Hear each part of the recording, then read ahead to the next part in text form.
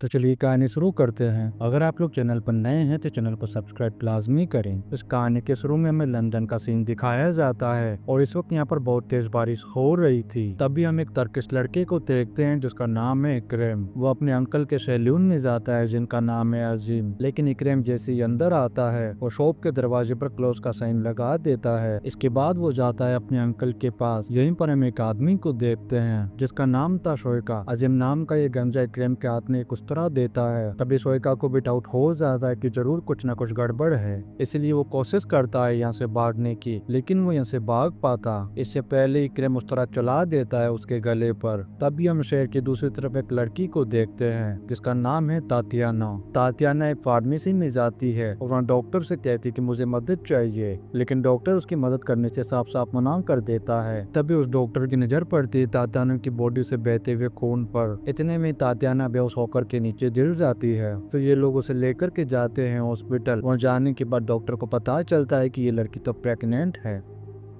Doctor इन दोनों को बचाने की बहुत कोशिश करते हैं लेकिन तातियाना की मौत हो जाती है। लेकिन इन लोगों ने किसी तरीके से उसके बच्चे को बचा लिया था। यहाँ पर जिस लेडी डॉक्टर ने तातियाना का इलाज किया था उसका नाम है हैना। अब वो बहुत ज्यादा परेशान है। वो कैसे भी करके जानना चाहती है तातियाना की फैमिली के बारे में ताकि इस बच्चे को उनके पास पहुँचा सके। इसीलिए वो तातियाना की डायरी ले लेती है। इसके बाद वो पहुँचती है अपने घर पर जहाँ पर हम मैना का अंकल और आंटी को देखते हैं। हैना के अंकल का नाम है स्टीफन और आंटी का नाम है हेलन। फिर हैना अपनी डायरी देती है अपने अंकल को पढ़ने के लिए। उसने ऐसा इसीलिए किया क्योंकि उसे रशियन लैंग्वेज नहीं आती थी। डायरी को देखकर के स्टीफन गुस्सा करने लगता है हैना पर और कहता है कि तुम्हें शर्म नहीं आती कि तुमने एक मरी हुई लड़की की डायरी चुरा ली। तब हैना कहती कि मैंने ये डायरी इसीलिए ली ताकि मैं उसकी फैमिली का पता लगा सकूं और उसके बच्चे को उन तक पहुंचा सकूं। तभी इस डायरी में हैना को एक विजिटिंग कार्ड मिलता है और ये कार्ड था एक रेस्टोरेंट का। हैना तैयारी करने लगती उस रेस्टोरेंट में जाने की। तभी हमें पता चलता है कि इस रेस्टोरेंट को सिमोन नाम का एक रशियन माफिया चलाता है।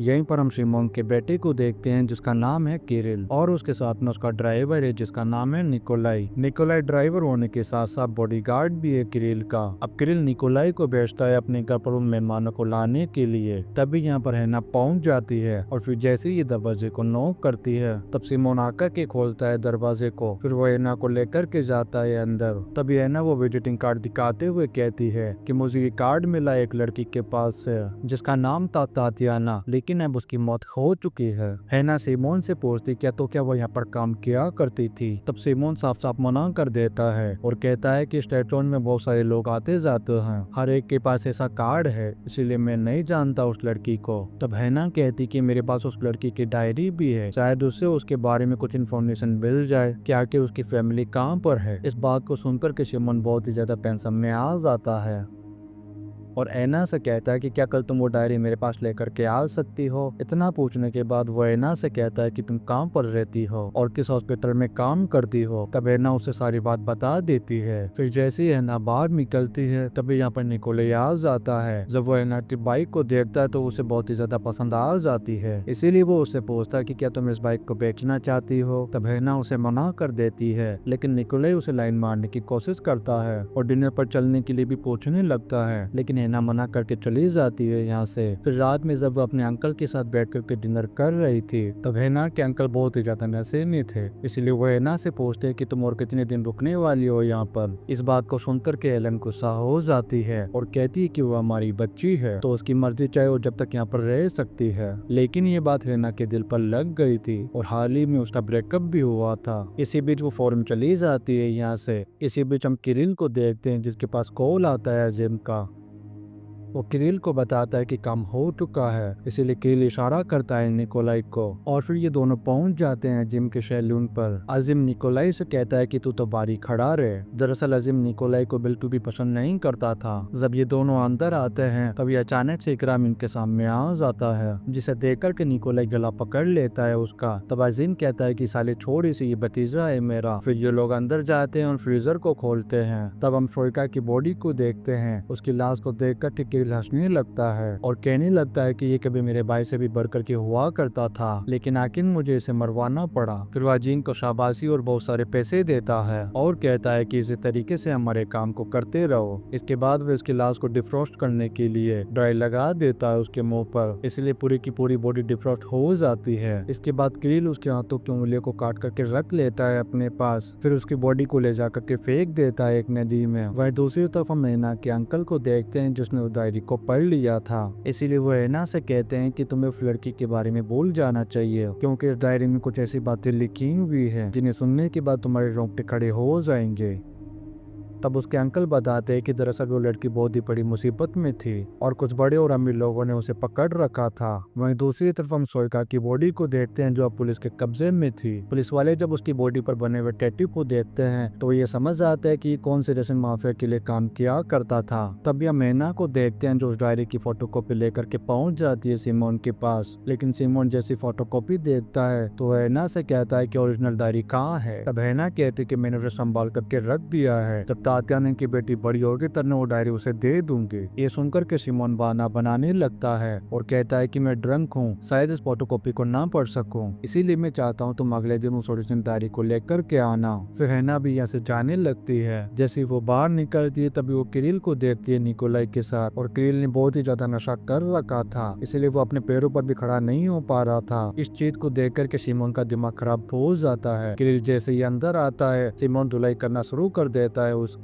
तब निकोलाई बीच में आकर की कोशिश करता है तीर को बचाने की। सिमोन जब इस चीज को देखता है तो निकोलाई को उसकी औकात याद दिलाता है। फिर जब निकोलाई बाहर आता है तभी उसकी नजर पड़ती है ऐना पर, जो अपनी बाइक को स्टार्ट करने की कोशिश कर रही थी। तब निकोलाई आता है ऐना की मदद करने के लिए, लेकिन उससे भी वो गाड़ी स्टार्ट नहीं होती है। तब वो ऐना से कहता है कि अगर तुम चाहो तो मैं तुम्हें तुम्हारे घर छोड़ सकता हूँ। तब ऐना भी उसकी गाड़ी में बैठ जाती है। रास्ते में वो निकोलाई से बात करने की कोशिश करती है तात्याना के बारे में, लेकिन निकोलाई कहता है कि मैं कुछ भी नहीं जानता, और निकोलाई कहता है कि मैं तो बस एक ड्राइवर हूँ। इसी बीच ऐना का घर आ जाता है और निकोलाई भी चला जाता है यहाँ से वापस।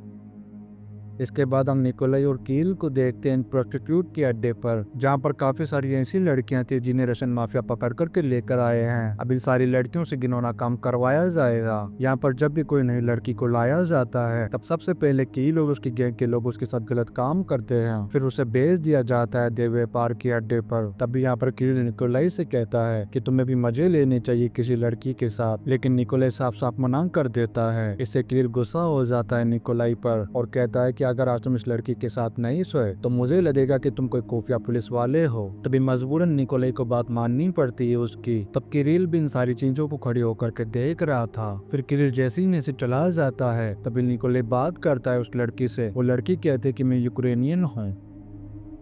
तब निकोलाई उसे उसका नाम पूछता है और उसे कुछ पैसे भी देता है। फिर वो चला जाता है यहाँ से। वही हम ऐना को देखते हैं जिसकी गोद में बच्ची है तात्याना की। ऐना ने इस बच्ची का नाम रख दिया था क्रिस्टीन, और ऐना इस बच्ची से इतना प्यार इसीलिए भी कर रही थी क्योंकि हाल ही में ऐना ने भी अपने पेट में अपनी बच्ची को खो दिया था। तभी अचानक यहाँ पर सिमोन आ जाता है और ऐना को धमकी देते हुए कहता है कि मैंने उस फोटोकॉपी को पढ़ा था जिसमें बार बार मेरे बेटे किरिल का नाम लिखा हुआ था, इसलिए मैं चाहती हूँ कि चुपचाप वो डायरी तुम मुझे दे दो और बदले में जो तुम्हें चाहिए वो मैं तुम्हें दे दूंगा। यहाँ तक कि मैं तुम्हें तात्याना के घर का एड्रेस भी बता दूंगा। इतना कहने के बाद सिमोन चला जाता है यहाँ से। अब ऐना जाती है अपने अंकल के पास और फिर उन्हें सारी बात बता देती है। तब हमें पता चलता है कि उसके अंकल कभी केजीपी में हुआ करते थे और वो वहाँ पर अकाउंटेंट थे। वो ऐना से कहते हैं कि मैं जानता हूँ कि सिमोन कितना खतरनाक आदमी है और उसकी गैंग बहुत ही खतरनाक और कितनी बड़ी है, इसीलिए तुम्हें उन लोगों से दूर रहना चाहिए। फिर वो डायरी में लिखी हुई एक बात बताते हुए कहते हैं कि जब तात्याना पहली बार शहर में आई थी तब किरिल ने उसे पकड़ लिया था और उसके साथ में जबरदस्ती करने की कोशिश की, लेकिन काफी कोशिश करने के बावजूद भी वो उसके साथ में कुछ भी नहीं कर सका। इस चीज को देखकर कि सिमोन का दिमाग खराब हो गया। तब उसने अपने बेटे को पीटा और तात्याना के साथ गलत काम कर दिया। फिर उसने अपने बेटे किरिल से कहा कि ऐसे काबू में किया जाता है औरतों को। इससे हमें पता चलता है कि क्रिस्टीन का बाप कोई और नहीं बल्कि सिमोन नाम का ये माफिया है। इन बातों को सुनकर के ऐना की भी पैन गिली हो जाती है और वो फैसला करती है कि वो डायरी दे देगी सिमोन को। तभी हम किरिल को देखते हैं जो एक पूरा ट्रक भरकर के शराब लेकर के आया था। तभी यहाँ पर सिमोन आ जाता है और पिटने लगता है किरिल को, क्योंकि उसे पता चल गया था कि सोइका को इसी ने मरवाया था। इसीलिए सिमोन बहुत ही ज्यादा गुस्से में है, क्योंकि सोइका बहुत ही अच्छा काम कर रहा था इनके लिए। तब किरिल कहता है कि वो आदमी मुझे बिल्कुल भी पसंद नहीं था। तभी निकोले भी बचाने की कोशिश करता है किरिल को। तब सिमोन को यहाँ पर एहसास होता है कि निकोले बहुत ही शरीफ आदमी है। तब सिमोन निकोलाई से कहता है कि अगर तुम मेरी फैमिली में शामिल होना चाहते हो तो तुम्हें मेरा एक काम करना होगा, तुम्हें कैसे भी करके एना से वो डायरी लानी होगी। फिर अगले दिन एना की पूरी फैमिली जो एक रेस्टोरेंट में बैठी हुई थी। तब निकोले पहुंच जाता है वहाँ पर। उसे देख करके एना के अंकल को गुस्सा आ जाता है। तब वो निकोले से कहते हैं कि मुझे हल्के में लेने की कोशिश मत करना, क्योंकि मैं केजीपी में हुआ करता था। लेकिन निकोले उसे बिल्कुल भी नहीं डरता है और एना से डायरी मान लेता है। तब एना भी उसे वो डायरी फौरन निकाल करके दे देती है और कहती है कि तात्याना का एड्रेस कहाँ है। तब निकोले कहता है कि मुझे किसी भी एड्रेस के बारे में नहीं पता। इतना कहने के बाद वो आ जाता है बाहर। तब एना भी आकर के उसे धमकी देती है, लेकिन निकोले को कोई भी फर्क नहीं पड़ता है। वो यहाँ से सीधा पहुंच जाता है सिमोन के पास और वो उसे वो डायरी दे देता है। डायरी लेने के बाद सिमोन निकोले से कहता है अब तुम्हें कैसे भी करके एना के अंकल को ऊपर पहुंचाना होगा, क्योंकि उस बुड्ढे ने उस डायरी को पढ़ लिया है और वो हमारे लिए अब खतरा बन सकता है। इतना कहने के बाद वो उस डायरी को जला देता है। फिर अगले दिन एना जैसी हॉस्पिटल से बाहर आती है, तभी वो निकोले को देखती जो उसकी बाइक को लेकर के आया था। वो एना से कहता है कि मैंने तुम्हारी बाइक को ठीक करवा दिया था। इतना कहने के बाद वो तात्याना के घर का एड्रेस दे देता है। वही दूसरी तरफ हम विक्रम को देखते हैं जो फुटबॉल मैच देखने के लिए जा रहा था। तभी अचानक से दो लोग आते हैं और उसका काम तमाम कर देते हैं। यहाँ पर हमें पता चलता है कि इसका सोइका के भाइयों ने मारा है। जैसे ही अजीम को इस बात का पता चलता है तो फौरन पहुंच जाता है सिमोन के पास और उसे बताता है कि उन लोगों ने मेरे भतीजे को ऊपर पहुंचा दिया, लेकिन मुझे इसीलिए जिंदा छोड़ दिया ताकि मैं किरिल को ले जाकर के उनके हवाले कर दूं। इस बात को सुनकर के सिमोन बहुत ही ज्यादा चौंक जाता है। वो अजीम से कहता है कि क्या उन्होंने पहले किरिल को कभी देखा है। तब अजीम कहता है कि नहीं। तब सिमोन कहता है कि तुम उन्हें जाकर के ये यकीन दिला दो कि जल्दी किरिल उन्हें मिल जाएगा। वो यहाँ मैना को देखते हैं जो फिर से आई है सिमोन के घर पर। तभी उसे बाहर किरिल निकोलाई मिलते हैं। तभी एना किरिल से कहती कि तेरे बाप ने गलत काम किया था एक नाबालिग के साथ जिसका भी एक बच्चा भी है। ये सुनकर के किरिल गुस्सा होने लगता है और निकोलाई से कहता है कि इस लड़की को यहाँ से भगा दो। एना ये सारी बात निकोलाई को भी बता देती है। तब वो एना से कहता है कि तुम इन दफों में मत पड़ो, तुम जानते नहीं कि ये लोग कितने खतरनाक है। इतना कहने के बाद जब वो अंदर जाता है तो सिमोन उसे कोसता है कि क्या तुमने एना के अंकल को ऊपर पहुंचा दिया है। तब निकोलाई कहता है कि हाँ। ये सुनकर के सिमोन की खुशी का ठिकाना नहीं रहता है। फिर वो निकोलाई से कहता है कि जल्दी तुम्हें हमारी फैमिली का टैटू मिल जाएगा। निकोलाई जाकर के किरिल को बताता है ये बात कि जल्दी मैं अब तुम्हारी फैमिली का हिस्सा बनने वाला हूँ और मेरी बॉडी पर भी स्टार का टैटू बनाया जाएगा। ये सुनकर के किरिल भी बहुत ही ज्यादा खुश हो जाता है, क्योंकि वह हमेशा से यही चाहता था। थोड़ी ही देर में यहाँ पर सिमोन की गैंग के सारे लोग यहाँ पर आने लगते हैं और फिर निकोले को जमीन पर बैठा दिया जाता है। अब उसकी बॉडी पर भी बना दिया जाता है वो स्टार का टैटू। फिर अगले दिन अजीम आता है और निकोले को अपने साथ में ले जाता है। वो उसे एक रूम में ले जाकर के छोड़ देता है और खुद आ जाता है बाहर। तभी अजीम के पास सोइका के दो भाई आते हैं। इससे हमें पता चलता है कि ये सब कुछ सिमोन ने किया था, क्योंकि सिमोन ने जानबूझकर के निकोले को स्टार वाला टैटू दिया ताकि सोइका के भाई उसे किरिल समझकर के ऊपर पहुंचा दे और उसका बेटा जिंदा बच जाए। फिर जब वो अंदर जाते हैं निकोले को मारने के लिए, तब उल्टा निकोले उन दोनों का काम तमाम कर देता है। लेकिन निकोले भी बहुत ही बुरी तरीके से घायल हो चुका था। तल में ले जाया जाता है जहाँ पर एना काम किया करती थी। जब उसे होश आता है तो एना उसके पास जाती है और कहती है कि मेरे अंकल का कहीं भी पता नहीं चल रहा है। अगर जल्दी वो मुझे नहीं मिले तो मुझे पुलिस में जाकर के रिपोर्ट लिखवानी होगी। तब निकोले कहता है कि मैंने तुम्हारे अंकल को एक दूसरे देश में रखा है, वो भी 5 स्टार होटल में। तब एना पूछती कि आखिर तुम हो कौन, लेकिन निकोले उसे कुछ भी नहीं बताता। तभी यहाँ पर वही पुलिस ऑफिसर आता है जिसके पास सोइका की डेड बॉडी थी। फिर वो बात करने लगता है निकोले से। तब हमें पता चलता है कि निकोले असल में एक सीक्रेट एजेंट है FBI का और वो सिमोन की पूरी गैंग का खात्मा करने के लिए यहाँ पर आया था। तभी पुलिस ऑफिसर निकोलाई को बताता है कि कैसेफी M6 और FBI को लग रहा है कि तुम उन्हें धोखा दे रहे हो, क्योंकि तुमने अपनी बॉडी पर स्टार का टैटू बनवा लिया, इसीलिए अब वो लोग तुम्हारा साथ छोड़ने वाले हैं। लेकिन मैं नहीं जानता कि तुम्हारी अगली प्लानिंग अब क्या है। तब निकोलाई बताता है कि मैं सिमोन की कुर्सी पर बैठने वाला हूँ, तभी मैं उसकी पूरी गैंग का खात्मा कर सकूंगा और मेरे पास एक ऐसा सबूत है जिसके जरिए से तुम सिमोन को अरेस्ट कर पाओगे। निकोलाई बताता है कि उसने एक लड़की के साथ गलत काम किया था और वो लड़की अब मर गई है, लेकिन उसने एक बच्ची को जन्म दिया जो अभी भी जिंदा है और तुम सिमोन से उसका DNA मैच करवा सकते हो, जिससे सिमोन पहुंच जाएगा जेल के अंदर। अब अगले दिन पुलिस वाले पहुंच जाते हैं सिमोन के घर पर और उसका ब्लड सैंपल ले लेते हैं। इस चीज से सिमोन बहुत ही ज्यादा टेंशन में आ जाता है और किरिल से कहता है कि हॉस्पिटल जाकर के उस बच्ची को लेकर के आए। फिर जब किरिल हॉस्पिटल में दाखिल होता है तब हेना उसे देख लेती है, इसलिए वो भाग करके जाती है उस रूम में जहाँ पर उस छोटी बच्ची को रखा गया था, लेकिन उसके पहुंचने से पहले किरिल उसे उठा करके ले जा चुका था।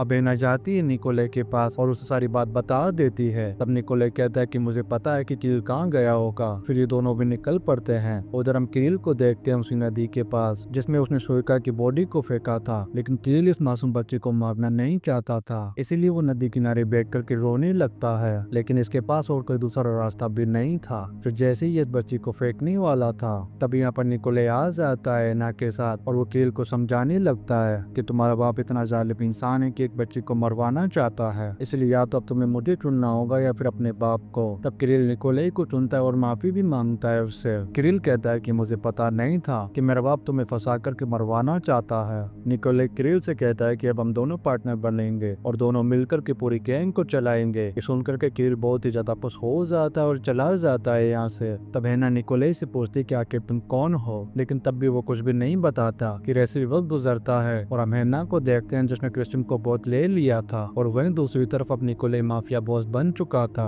सिमोन को भी अरेस्ट कर लिया गया था और अब निकोले धीरे धीरे करके इस पूरी गैंग का सफाया कर देगा और इस सीन के साथ एक कहानी इंस्टेंट प्रोमिसेस पर खत्म हो जाती है। वीडियो कैसा लगा आप लोग कमेंट करके लाजमी बताएं। अगर आप लोग चैनल पर नए हैं तो चैनल को सब्सक्राइब लाजमी करें। आप लोग वीडियो को like and comment share and subscribe लाजमी करें। मिलते हैं नेक्स्ट वीडियो में। Thank you.